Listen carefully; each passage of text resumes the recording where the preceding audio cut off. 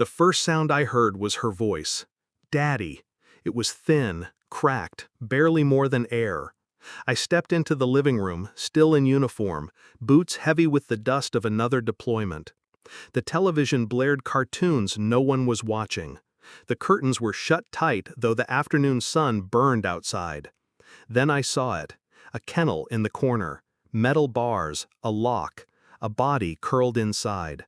My daughter, 7 years old, face streaked with dirt, eyes swollen from crying. Her knees pulled to her chest as if she were trying to fold herself small enough to vanish.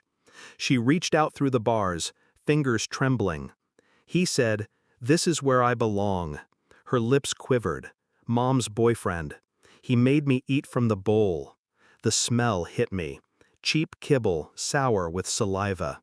My chest tightened, but my face didn't move. I crouched, lifted the latch. The metal creaked. She flinched at the sound. I pulled her out. Her skin was hot, welted with mosquito bites. "Daddy," she whispered again, and this time she clung to me, her bones light, too light. I carried her to the base medic. No explanations, no hesitation, just one call. That night, her mother's boyfriend was found dead. And my wife called me, screaming. Her voice shook through the receiver, shrill, panicked. "What did you do?" I said nothing. Silence is the cruelest answer. The truth was already there, pulsing beneath the surface like an exposed vein. She wasn't screaming about him being dead. She was screaming because she knew what it meant, what it revealed. Her betrayal hadn't been subtle. It had been there for months before deployment.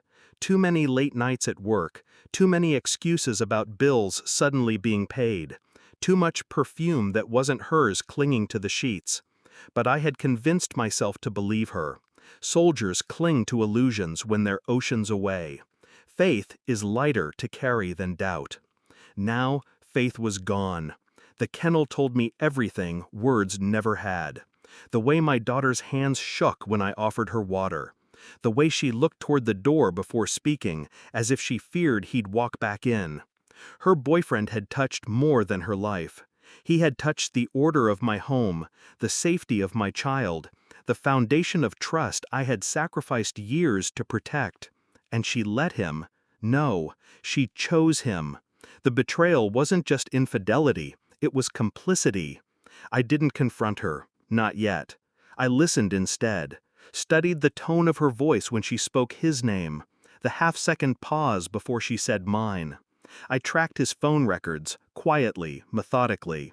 I saw the transfers of money, the weekend trips disguised as business. I opened her laptop while she slept.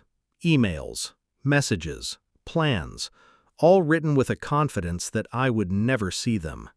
She thought the ocean made me blind. But distance sharpens vision. The medic confirmed my daughter was malnourished.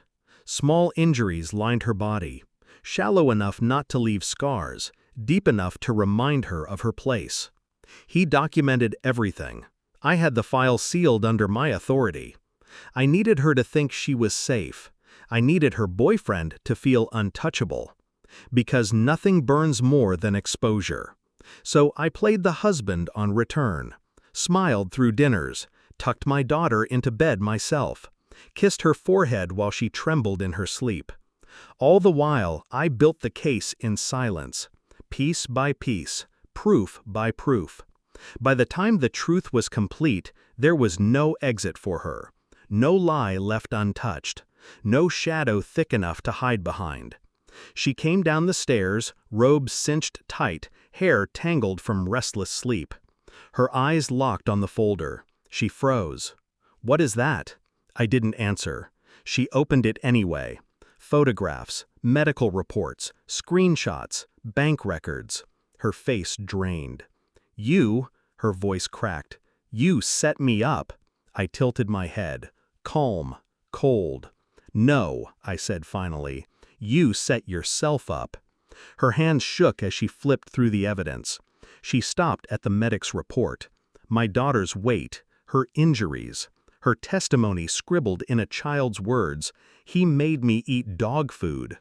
Her lips moved without sound. I watched her crumble. Then the phone rang. The sheriff. Her boyfriend had been found in his home, dead. Her scream split the silence. But my silence split her more. She cornered me in the kitchen. Tears streaked her cheeks. Her words tumbled out. "You killed him! Tell me you didn't!" I poured a glass of water, sipped, set it down. "You're worried about him?" Her mouth opened, then shut. Guilt strangled her before I could. "You let him cage our daughter," I said quietly. "You let him starve her, break her, while you pretended you didn't see." Her tears turned frantic. "I didn't. You did." I slid the report toward her. Every page was a mirror she couldn't look away from. "You chose him over her, over me, over everything." She collapsed against the counter. Her body shook. I leaned close, voice even. "He's gone. You're all that's left. And when she looks at you, she'll know what you did." I didn't threaten. I didn't need to. Truth is sharper than any blade. I sat outside later, night air cool against my skin. My daughter slept inside, safe for the first time in months. I had posted a guard outside her window, not for protection, from habit. My wife sobbed upstairs. The walls carried her guilt down like smoke. I felt nothing. Not anger, not grief, just clarity. Some betrayals cut deeper than blood. Some wounds don't bleed, they calcify. I had given her silence, and silence would be her prison. I wasn't her husband anymore. I wasn't even her judge. I was simply done. The war was over, and I had already won.